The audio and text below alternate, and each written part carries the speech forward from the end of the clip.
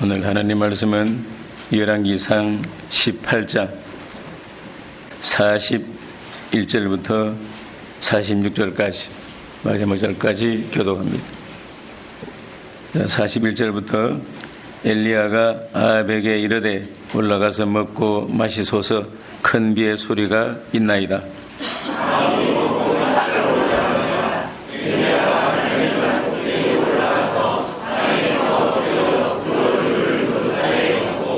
그 사원에게 이르되 올라가 바다편을 바라보라. 저가 올라가 바라보고 고하되 아무것도 없나이다. 가로되 7번까지 다시 가라.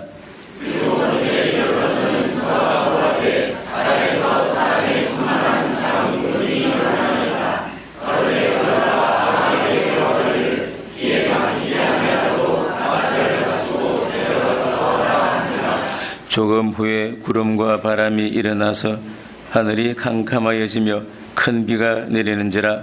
아합이 마차를 타고 이스라엘로 가니 여호와의 능력이 엘리야에게 임하매 저가 허리를 동이고 이스라엘로 들어가는 곳까지 아합 앞에서 달려갔더라.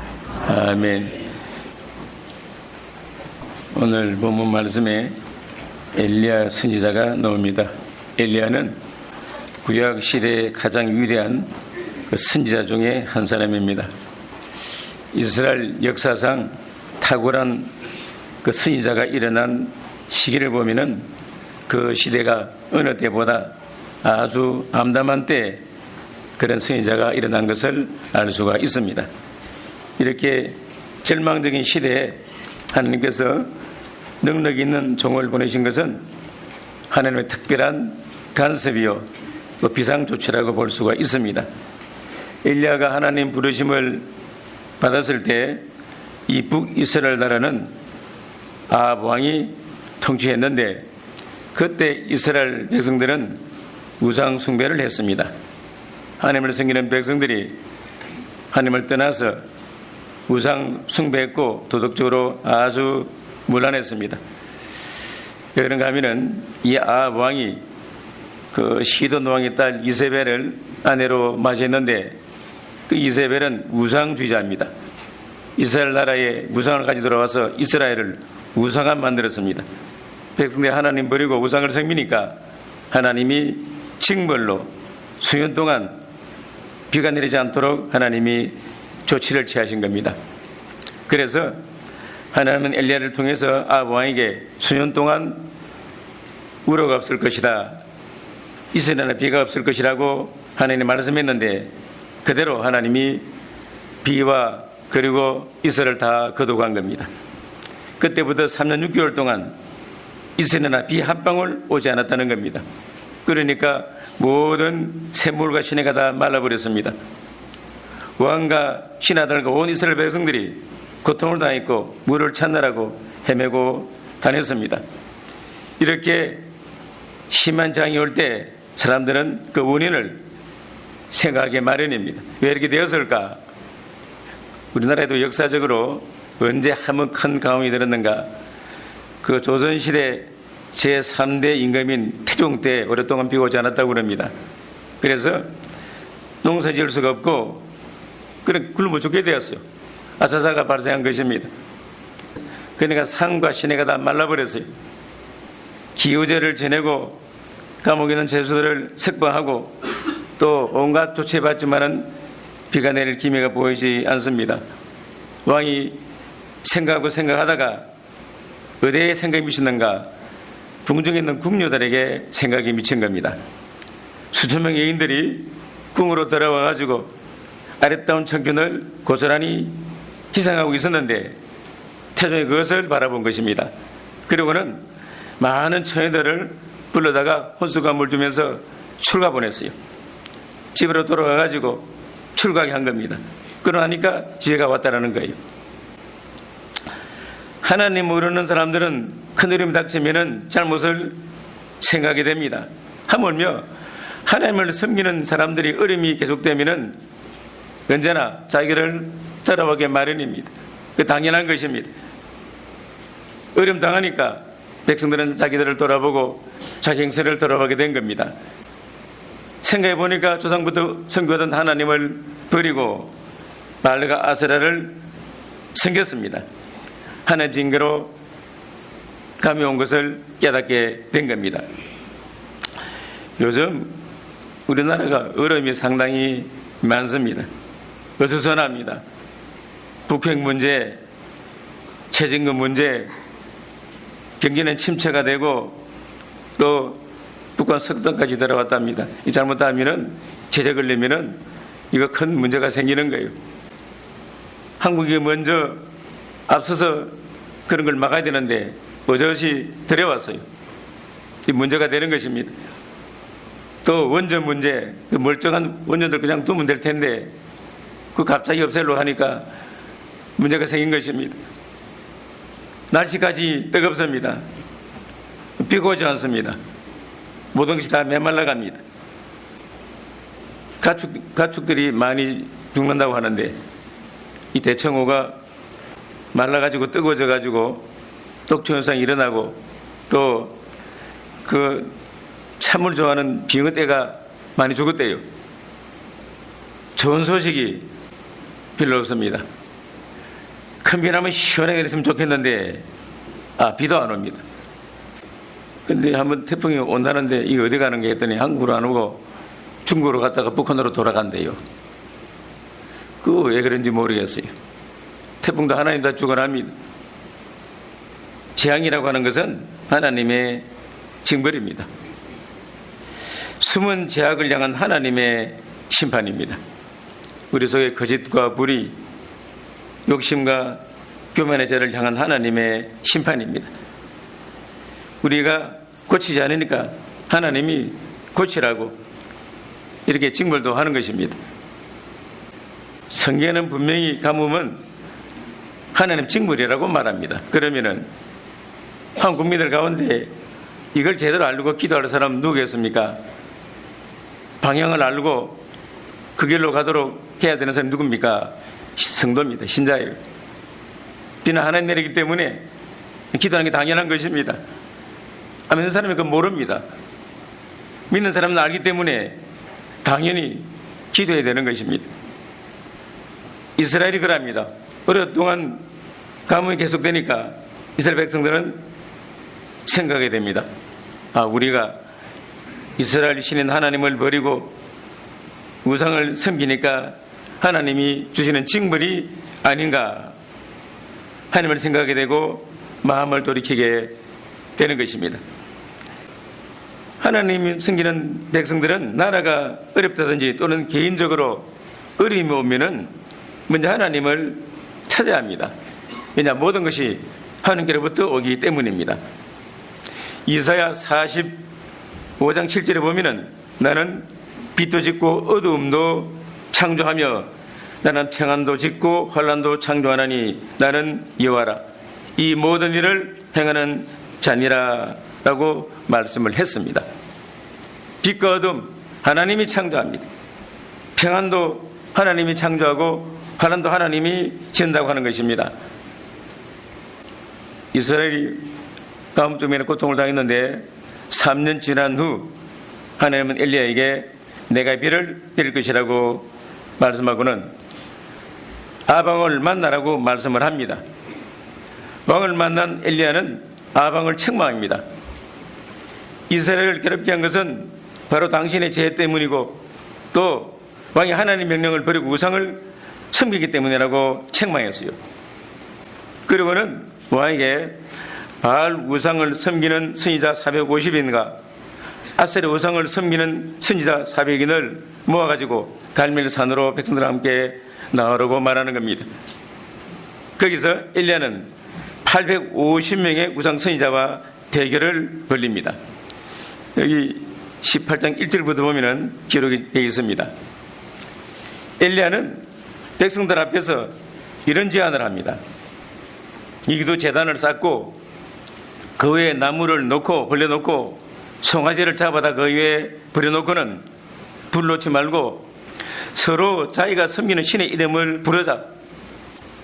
그리고 불로서 응답하는 신이 참 신이시요 하나님이신 것을 우리가 증거하자 하니까 백성들이 옳다고 대답합니다.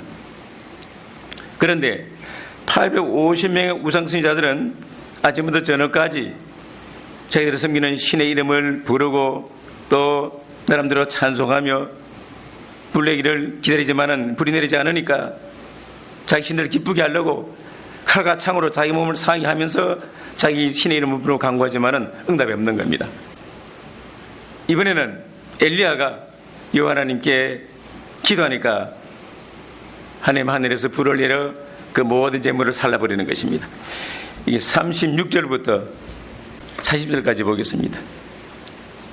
저녁 소재 드릴 때 이르러 선지자 엘리야가 나아가서 말하되 아브라함과 이삭과 이스라엘의 하나님 여호와여, 주께서 이스라엘 중에서 하나님이 되심과 내가 주의 종이 됨과 내가 주의 말씀대로 이 모든 일을 행하는 것을 오늘날 알게 하옵소서. 여호와여, 내게 응답하옵소서. 내게 응답하옵소서. 이 백성으로 주 여호와는 하나님이신 것과 주는 저희의 마음으로 돌이키게 하시는 것을 알게 하옵소서 하며, 예, 여호와의 불이 내려서 번제물과 나무와 돌과 흙을 태우고 또 도랑의 물을 핥은지라 모든 백성이 보고 엎드려 말하되 여호와 그는 하나님이시로다. 여호와는 하나님이시로다 하니, 엘리야가 저희에게 이르되 바알의 선지자를 잡되 하나도 도망하지 못하게 하라 하며 곧 잡은지라 엘리야가 저희를 기손 신으로 내려다가 거기서 죽이니라. 백성들은 여호와 하나님이 참 신인 것을 다시금 깨닫게 되는 겁니다. 백성들 마음이 하나님께로 돌아오니까 엘리야는 이스라엘 백성을 미혹하고 타락시키며 이스라엘 큰 재앙을 가져오게 한 그 선지자들과 모든 잘못된 이단자들을 다 만청해버립니다. 죄인을 깨끗하게 지어가는 겁니다. 그런 후에 엘리야는 갈멜산 꼭대기로 올라가서 하나님께 기도합니다. 비를 내려달라고 하나님께 간구하는 것입니다. 하나님은 그에게 비를 주신다고 약속을 했습니다. 그런 까닭으로 엘리야가 기다리게만 하면은 저절로 해결되는 그런 문제가 있는데, 그는 왜 산꼭대기에 올라가서 정성맞게 엎드려 기도하는가, 그런 생각이 우리가 들 수가 있습니다. 준다고 했으니까 감히 주지 않겠는가, 왜 올라가서 엎드려 기도하는 것인가 의심할 수가 있습니다. 하나님 약속하셨는데 약속을 믿지 못해가지고 약속을 꼭 지켜주셔야 되겠습니다 하는 그런 자세로 때를 쓰는 같은 그런 인상을 우리가 봤습니다. 마치 빚받으러 간 자가 큰 소리 좀 갚으러 하는 것처럼 하나님께 비를 내려달라고 기도하는 겁니다. 예를 들면은 어떤 집 아들이, 부잣집 아들이 결혼한 후에 좀 어렵게 삽니다. 아버지가 보다가 딱 하니까 내가 좀 도와주겠다 했다고 합시다. 그러면은 아버지 믿고 기다리는 게 도리입니다. 그런데 아들이 아버지를 찾아가가지고 아버지 주세요. 돈 준다고 하지 않았습니까? 벽돌을 빨리 주세요 하면서 안방에 죽치고 앉아가지고 돈이 나갈 생각하지 않으면 아버지 어떻게 생각했습니까? 죽이고 마음 다 사라질 것입니다. 그렇지 않겠어요? 그런데 엘리야는 비를 주시겠지 하고 하늘만 바라보지 않고 즉시 산꼭대기에 올라가가지고 엎드려 하나님께 기도했습니다. 그것도 7번씩이나 확인해 가면서 비를 달라고 기도하는 겁니다. 이게 옳은 태도인가? 그렇습니다. 그 태도는 분명히 옳은 태도입니다. 왜 그런가? 하나님의 약속은 반드시 기도라는 그릇에 담아서 믿음이라는 손에 들려주게 되어 있습니다. 하나님의 약속이 없었다면 기도할 필요가 없습니다. 하나님의 약속이 있으니까 기도하는 것입니다. 하나님의 약속을 믿으니까 엎드리는 것입니다. 에스겔 36장 37절에 보면 이렇게 되어 있습니다. 나 주 여호와가 말하노라. 그래도 이스라엘 족속이 이와 같이 자기들에게 이루어 주기를 내게 구하여야 할지라. 그렇게 되어 있습니다. 하나님께서 주시겠다고 약속한 것도 너희가 나에게 와서 구해야만이 주겠다. 즉 기도를 통해 주겠다고 약속했다는 것입니다. 기도하라는 것입니다. 하나님의 약속은 우리 모든 기도의 근거가 된다는 것입니다. 우리가 살아가는 이 세상의 삶은 힘들고 피곤하기 때문에 부족만이 느낍니다. 이것을 아신 하나님께서는 우리들에게 영적인 복뿐 아니라 세상적인 복까지도 많이 약속해 주셨습니다. 요한복음 14장 14절에 보면은 너희가 내 이름으로 무엇이든지 내게 구하면 내가 행했다고 약속했어요. 무엇이든지 구하라고 말씀을 했습니다. 고린도서 1장 20절에 보면은 하나님의 약속은 얼마든지 그리스도 안에서 예가 되니 그런즉 그로 말미암아 우리가 아멘하여 하나님께 영광을 돌리게 되느니라 그렇게 말씀했습니다. 얼마든지 그리스도 안에서 예가 된다고 말씀했어요. 얼마든지 주신다고 약속을 했다는 것입니다. 하나님은 우리가 무엇을 구하든 주실 수 있는 분이고 얼마든지 구하든 공급할 수 있는 그런 분이십니다. 예수님은 육신 입고 사람들과 함께 이 험한 세상에 오셔서 사셨기 때문에 우리 필요를 잘 아시는 분이십니다. 우리의 욕심으로 정욕으로 구하지 않는다면 뭘 구하든지 주시는 하나님이시라고 하는 겁니다. 어떻게 그것을 알 수 있느냐? 하나님은 거짓말 하지 않는 분이시고 사람이 아니기 때문에 실수가 없는 분이십니다. 그렇기 때문에 그 약속은 절대적으로 믿을 수가 있다는 것입니다. 이 믿음을 가질 때 우리 심령이 평안해지는 것입니다. 용기를 얻게 되는 것입니다. 아무리 말씀 배워도 믿지 않으면 상관이 없는 것입니다. 상관없는 거예요. 문제는 믿는 것입니다. 믿는 것인가? 말씀 믿는 게 하나님을 신뢰하는 것입니다.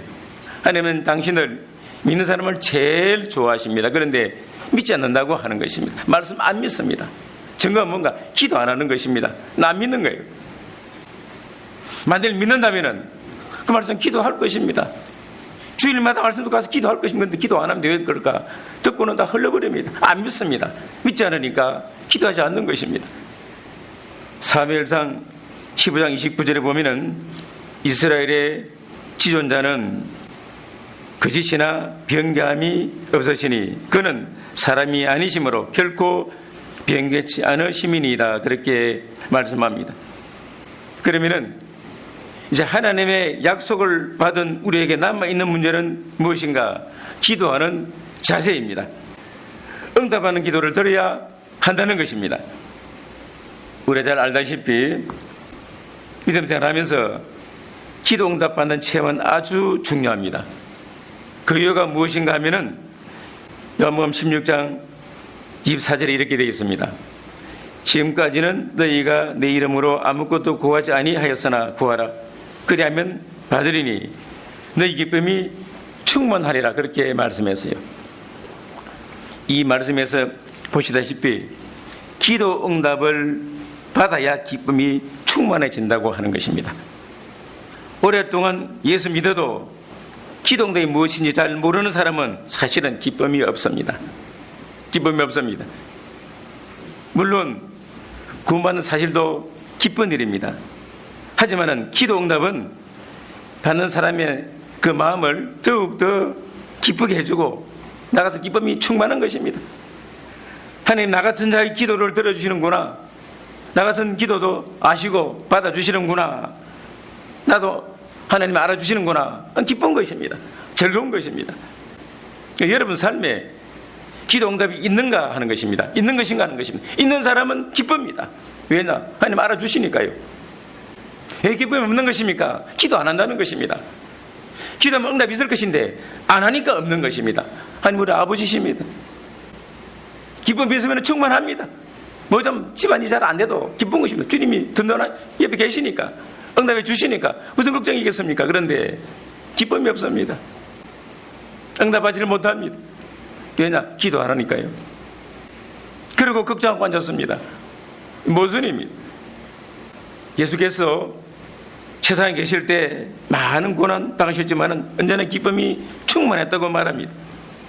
요한복음 15장 11절에 보면은 내가 이것을 너희에게 이름은 내 기쁨이 너희 안에 있어 너희 기쁨을 충만하게 하려 함이니라. 그렇게 말씀했습니다.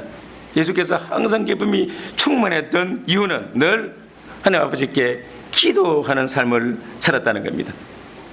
또 하나님 뜻대로 기도드리고 순종함으로 들으심을 입었다는 것입니다. 똑같은 육신 가진 우리 같은 똑같은 인간인데 주는 기쁨이 충만했습니다. 충만했어요. 중요한 것은 응답받는 기도를 드려야 한다는 것입니다. 오늘 우리는 엘리야를 통해서 기도를 배워야 합니다. 능력 있는 기도, 응답받는 기도를 하기 위해서 엘리야와 같은 그런 기도의 특성을 우리가 알고 그것을 우리가 배워야 되겠다는 그런 내용의 말씀입니다. 그러면은 응답받는 기도는 어떤 기도인가? 첫째는 기도 대상을 바로 아는 것입니다. 그게 첫째입니다. 기도할 때 어떻게 무엇을 기도할까? 그걸 잘 모르겠다는 사람이 많습니다. 그러나 기도 내용보다 중요한 것은 지금 내가 누구 앞에 기도하고 있는가, 그것이 더 중요하다는 것입니다. 기도의 대상이 중요한 것이지 기도 내용이 중요한 것은 아닙니다. 왜냐? 하나님은 내가 나를 아는 것보다 더 내 자신과 나의 사정을 더 잘 아십니다. 그러므로 구하기 전에 우리가 구할 것 이미 다 아신다는 겁니다. 중요한 것은 하나님이 누군지 바로 아는 것입니다. 하나님 지극히 거룩한 분이십니다. 전지전능하신 분이십니다. 무소부지하신 하나님이십니다. 온 우주와 세상 모든 나라를 뜻대로 다스리시는 분이십니다. 인간의 생사화복을 마음대로 주관하시는 분이십니다. 모든 신중에 오직 한 분이신 참 신이시요 절대자이십니다. 그래서 하박국 2장 20절에 보면은 오직 여호와는 그 성전에 계시니 온천하는 그 앞에 잠잠할 자들 이렇게 말했습니다. 여호와 앞에는 온 천하가 다 경외하는 마음으로 잠잠해야 한다는 것입니다. 엘리야는 꿇어 엎드렸습니다. 42절 보겠습니다. 아합이 먹고 마시러 올라가니라. 엘리야가 갈멜산 꼭대기로 올라가서 땅에 꿇어 엎드려 그 얼굴을 무릎 사이에 넣고, 땅에 꿇어 엎드려 얼굴을 무릎 사이에 넣고 기도했다. 이건 자기를 지극히 낮추고 자기를 부인하며 간절히 드리는 기도를 말하는 겁니다. 하나님 앞에 자기는 아무것도 아닌 것으로 이기는 그런 자세입니다. 그러나 하나님을 바로 알았다는 것입니다. 아브라함도 소돔 고모라의 멸망을 막기 위해 하나님께 기도할 때 이렇게 말합니다. 티끌과 같은 나라도 감히 죽게 고하나이다. 자기를 티끌로 낮추었습니다. 우리는 기도할 때 내 앞에 계신 분이 누군지 바로 알고 기도를 해야 합니다. 그런데 대통령 만날 때 얼마나 까다로운 줄 압니까? 혹시 만난 분 있어요?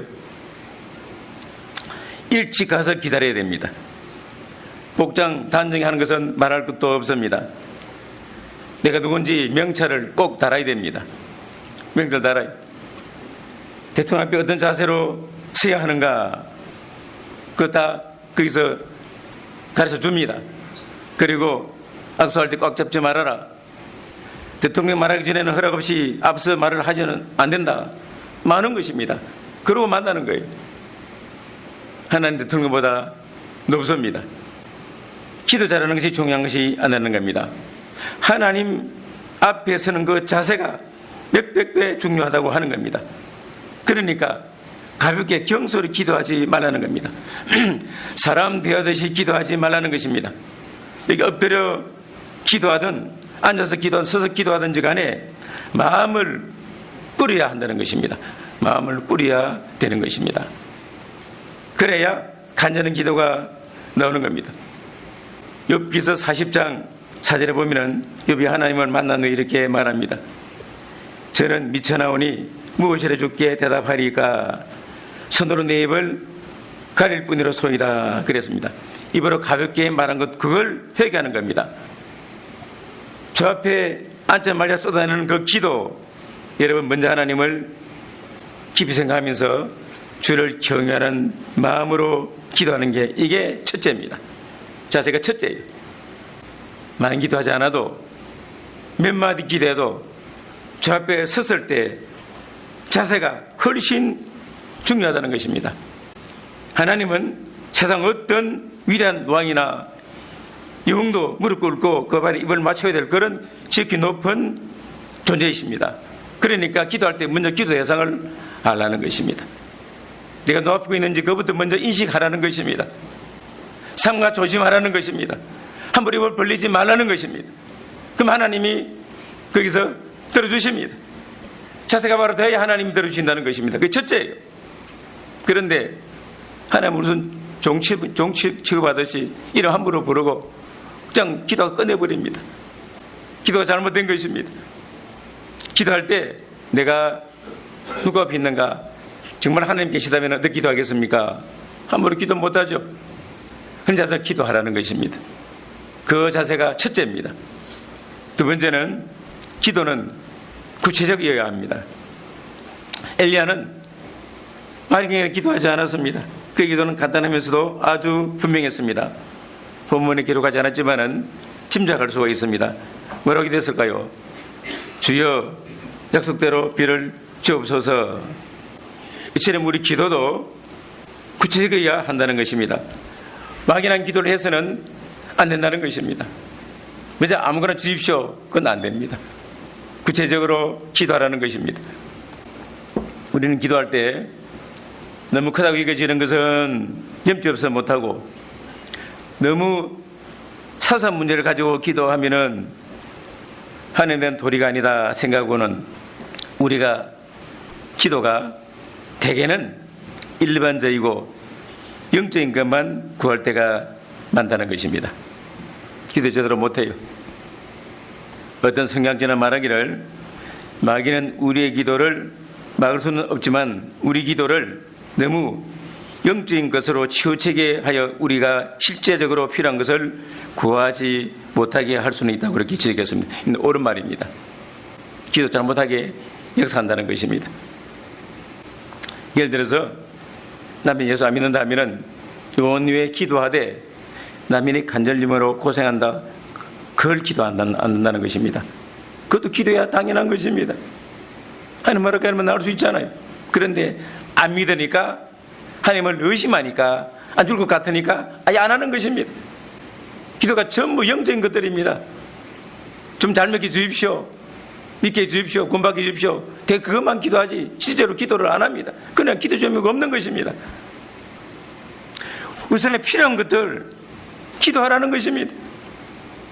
하나님의 약속 안에는 영적인 것은 물론이고 세상에 속한 사소한 것까지도 다 하나님은 응답해 주시고 또 그걸 주신다고 약속을 했습니다. 무엇이든지 구하라고 말씀했습니다. 모든 것 주관하시는 하나님께서는 크고 작은 모든 것을 기도해야 우리가 받을 수 있는 걸 알고 기도해야 당연한 것입니다. 기도하라는 것입니다. 큰 것도 기도, 작은 것도 기도하라는 것입니다. 하나님은 옹졸한 분이 아니시고 인색한 분도 아닙니다. 누가 그런 분을 만드는가? 우리가 만드는 것입니다. 하나님은 인색하지 않습니다. 옹졸하지 않습니다. 하나님답게 바라보고 바른 기도를 하라는 것입니다. 필요하다면 큰 것도 구하시고 사소한 것도 구하십시오. 필요한 것도 구하고 생산에 필요한 것도 구하라는 것입니다.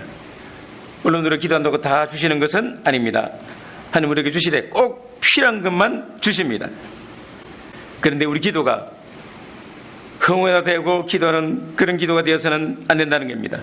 비록 짧은 기도를 할지라도 구체적이고 내용이 분명해야 된다는 것입니다. 기도 제목 확실해야 됩니다. 그리고 그 기도가 하나님 말씀에 근거한다면 분명하고 확실하게 기도할 수가 있는 것입니다. 엘리야는 비를 주겠다는 약속 믿고 이해받은 것처럼 이제는 기도하는 것입니다. 41절 봅시다. 엘리야가 아합에게 이르되 올라와서 먹고 마시소서, 큰 배의 소리가 있나이다. 오지 않았지만 올 것을 확실히 믿고 그렇게 말하는 것입니다. 흔히 우리가 기도할 때 하나님 뜻을 묻는 것 참 중요합니다. 그 뜻을 어디에서 우리가 찾는 것인가? 하나님 말씀이 찾는 것이 제일 좋습니다. 확실합니다. 그 일본에 다하라 요네코라고 하는 여성이 있는데, 이 사람은 고등학교 시절에 하나밖에 없는 어머니가 세상을 떠났어요. 혼자 남았는데 절망에 빠진 겁니다. 실에 빠졌어요. 목숨을 끊으려고 달려오는 기차에 몸을 던졌답니다. 근데 살았어요. 그런데 두 다리가 끊어지고 왼발도 끊어졌습니다. 오른발 남았는데 손가락 두 개도 나가버렸어요. 살았습니다. 어떻게 살겠어요? 절망으로 몸부림치며 살아가는데 목자 지망생인 신학도가 병원에 와가지고 복음을 전합니다. 그 복음을 전도를 받고 믿게 되었어요. 그런데 이렇게 어려운 것을 서로 이야기하고 하다 보니까 서로 마음이 통한 것입니다. 한 번은 신학도가 와서 결혼하자고 그랬어요. 그런데 두 다리도 없고 왼팔도 없는데 이 어떻게 결혼할 것인가, 그런 생각이 들었답니다. 그래서 이거 어떻게 결혼할 수 있겠는가, 우리서 하는 게 기도해보고 응답받고 응답 한번 비교해보자, 그렇게 했답니다. 서로 기간 두고 둘이 따로 들어서 기도했답니다. 기도하고는 응답받은 것을 서로 써가지고 펴봤어요. 뭔가 그랬더니 똑같은 말씀이 나왔습니다. 마태 18장 19절, 너희 중에 두 사람이 땅에서 합심하여 무엇이든지 구하면 하늘에 계신 네 아버지께서 저희를 위하여 이루게 하시리라. 딱 응답해 본 겁니다. 그래서 결혼한 것입니다. 이렇게 분명한 거예요. 기도는 구체적이어야 합니다. 대상 바로 하고 구체적으로 기도하라는 것입니다. 중언부언하지 말라는 것입니다. 한마디 해도 확실하고 분명하게 기도하라는 것입니다. 세 번째는 인도하면서 기도해야 됩니다. 응답 날짜 정해놓고 조급해서는 안 된다는 겁니다. 응답에도 하나님 정하신 때가 있습니다. 그때까지 인내하면서 기도해야 되는 것입니다. 43절 보겠습니다. 그 사원에게 이르되 올라가 바다편을 바라보라. 저가 올라가 바라보고 고하되 아무것도 없나이다. 가로되 7번까지 다시 가라. 7번 완전수입니다. 한두 번 기도해서 응답이 안 된다고 중지하지 말고 완전수가 차도록 기도해야 된다는 그런 말씀입니다. 기도가 해도 안 된다고 중단하지 말고 자기가 기간을 정했으면 마지막 끝까지 치어서 기도하면 주님이 응답해 주신다는 것입니다. 또 오랫동안 기도하던 문제가 있는데 그 문제가 해결 안 되면 주님이 응답해 줄 때까지 끝까지 인내하며 기도하라는 것입니다. 왜냐? 하나님은 처음부터 들으시고 아신다는 겁니다. 처음부터 알아요. 10년 기도했다. 다 아십니다. 다 아신다는 것입니다. 응답 안 해주십니까? 주님 뜻이 계십니다. 응답은 하나님 뜻에 의해서 결정이 되는 것입니다. 어떤 목사님이 어떤 성도로부터 편지를 받았는데 남편 외에 지난 10년 동안 기도했는데 남편이 하는 게 들어올 줄 알고 기도했는데 요즘은 더 난폭해지고 핍박을 많이 합니다. 어떻게 하면 좋습니까? 그랬답니다.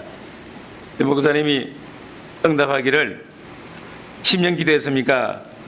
더 하십시오. 10년만 기도하라는 법이 없습니다. 그러니까 기도하십시오 했답니다. 그리고 더 기도하니까 얼마 후에 남편이 돌아왔답니다. 그러니까 하나님 기도를 들으시는 동시에 우리 믿음을 보시는 것입니다.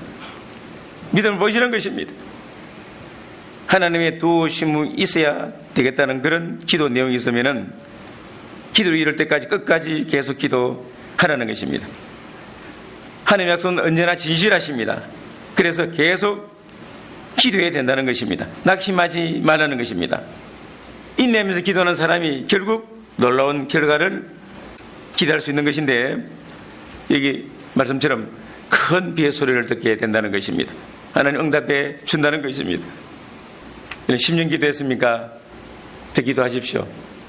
20년 기도했습니까? 좀 더 하십시오. 30년 했습니까? 좀 더 기도하세요. 자, 여러분 10년 기도 이루어진 분 있습니까? 있을 거예요. 20년 했습니까? 응답 없으면 더 하십시오. 주님 듣고 계십니다.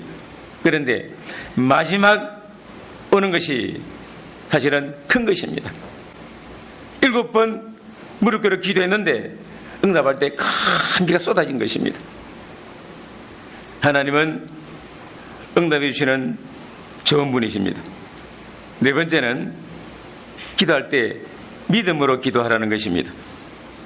기대감을 가지고 기도하라는 것입니다.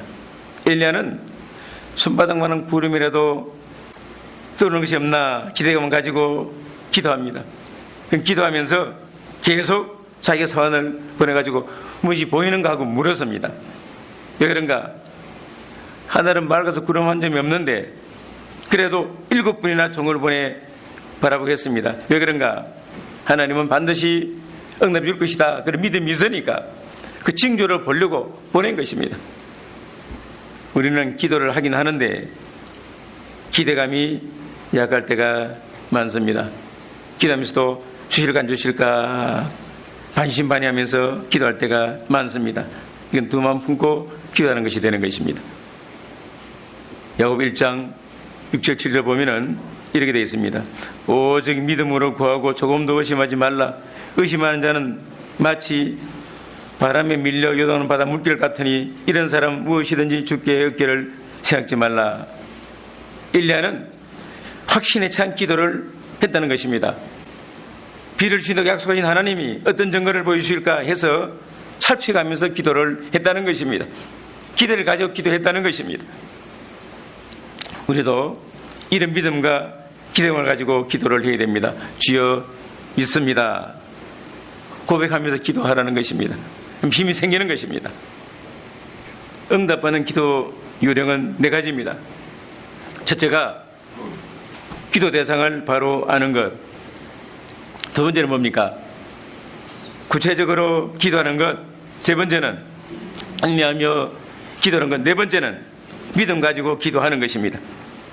이런 사람만이 자기가 꼭 필요한 물건을 구입하듯이 그 기도가 응답받을 수가 있다는 것입니다. 사원이 7번째 갔을 때 바다에서 사람 손바닥만한 구름이 일어난 겁니다. 이걸 엘리야가 알자마자 사원에게 왕이 가서 비에 막히지 않도록 병거를 갖추고 속히 내려가라 하소서 하고 알리라고 부탁합니다. 그것을 믿고 그렇게 말한 것입니다.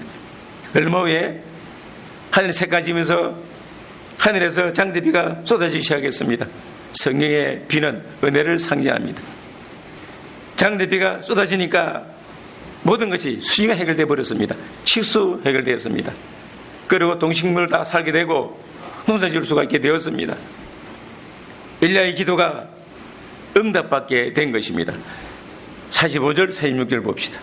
조금 후에 구름과 바람이 일어나서 하늘이 캄캄하여지며 큰 비가 내리는지라 아합이 마차를 타고 이스라엘로 가니 여호와의 능력이 엘리야에게 임하며 저가 허리를 동이고 이스라엘로 들어가는 곳까지 아합 앞에서 달려갔더라. 오늘 우리에게도 이런 큰 은혜의 비가 내리면 얼마나 좋겠습니까? 우리 예수 믿는다고 부지런히 성경 들고 교회 다니지만은 웬일인지 비가 내리지 않는 것 같습니다. 새벽에 교회 나와 기도하고 집에 직장에서 기도하고 밤에도 기도하지만은 응답의 비가 내리지 않는 것 같습니다. 또 그런 때가 많습니다. 그런데 잘 생각해 보면은 우리가 믿음으로 간절히 기도했을 때 반드시 크고 작은 비가 내렸음을 알 수 있다는 것입니다. 한번 생각해 보세요. 옛날 기도한 것들 어찌 됐는가? 돌아보면 응답 많이 되었습니다. 아시겠어요? 한번 들어가 보십시오. 지금 응답 안 되고 있다. 응답 될 것입니다. 기도하라는 것입니다. 하나님은 기도 응답해 주시는 분이시고 약속을 지키시는 하나님이십니다. 그렇기 때문에 기도하지 않으면 아무런 응답도 체험도 없다는 것입니다. 그러나 또 기도하는데 비가 내리지 않는 그런 성도들도 있을 것입니다. 하나님의 진실하심과 능력을 믿어야 합니다. 좀 더 기도하십시오. 좀 더 양하는 감사하면서 기도하라는 것입니다. 왜냐하면 기도응답 늦을수록 하나님이 더 큰 비를 내려준다고 하는 것입니다. 그리고 엘리야에게 하나님 능력이 임했습니다. 왕이 마차 타고 가는데 엘리야가 그 앞에서 달려갔다고 그렇게 말합니다. 마차가 빠릅니까? 사람이 빠릅니까? 마차가 빠를 것인데 능력이 많으니까 그 능력으로 그 마차 앞에서 달려갔다고 말하는 것입니다. 하나님 능력을 주었어요. 왜 그런 능력 주었는가? 두 가지 이유인데, 하나는 왕을 보호하기 위해서, 그 물이 비가 너무나 쏟아지기 때문에 잘못될 수 있으니까, 또 겸손과 봉사의 마음으로 왕을 보호하는 것입니다. 사람이 병보다 빠를 수가 없는데 하나님 능력이 임하니까 더 빨리 갔다는 것입니다. 이것은 우리 성도가 기도할 때, 또 기도통에 하나님 은혜를 입으면 믿지 않는 세상 사람보다 더 앞설 수가 있다는 것을 우리에게 보여주는 것입니다. 우리 성도들 좋은 게 뭡니까? 하나님 믿는 것이고 우리 하나님 자녀고 기도할 수 있다는 것입니다. 기도할 거 없습니까?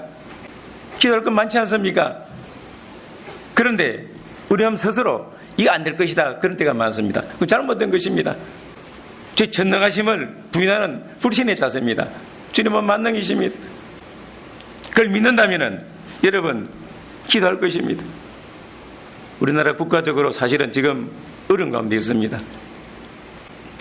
전쟁 경험한 사람들은 이 다 싫어하는 것입니다. 사실은 제가 경험했어요. 공산주의 뭔지 다 압니다. 그런데 통일하면 좋다. 통일 나름입니다. 독일과 동독과 서독이 통일했는데 지금까지 해줬는 게 많습니다. 그때 독일이 서독이 너무 잘 살았는데 통일해 보니까 돈이 모자란 것입니다. 차별이 이렇게 많이 있는 것입니다. 그런데 이런 가운데 통일해 보십시오. 어찌 되겠습니까? 사랑도 제대로 되지 않았는데, 병리가 안 됐는데. 중요한 것은 하나가 되는 것이고, 또 성도가 기도 많이 해서 주님이 인도하시고 주님이 허락하셔야만이 통일도 되는 것입니다. 조급할 필요 없습니다. 중요한 것은 나라가 어지럽기 때문에 우리는 반드시 기도를 해야 한다는 것입니다. 기도하십시오. 먼저 비나 좀 시원하게 내려주면 좋겠습니다. 그리고 문제들 하나님이 하나씩 해주면 얼마나 좋겠습니까? 나라가 어지러울 때 기도할 사람은 누굽니까? 우리밖에 없습니다. 오늘 우리가 몇 가지를 배웠습니다. 기도 예상 바로 알고 기도하고, 그리고 구체적으로 기도하고, 인내하면서 기도하고, 그리고 믿음 가지고 기도할 것입니다. 이런 사람에게 반드시 응답이 있을 것입니다. 이 은혜를 누리시기를 바랍니다.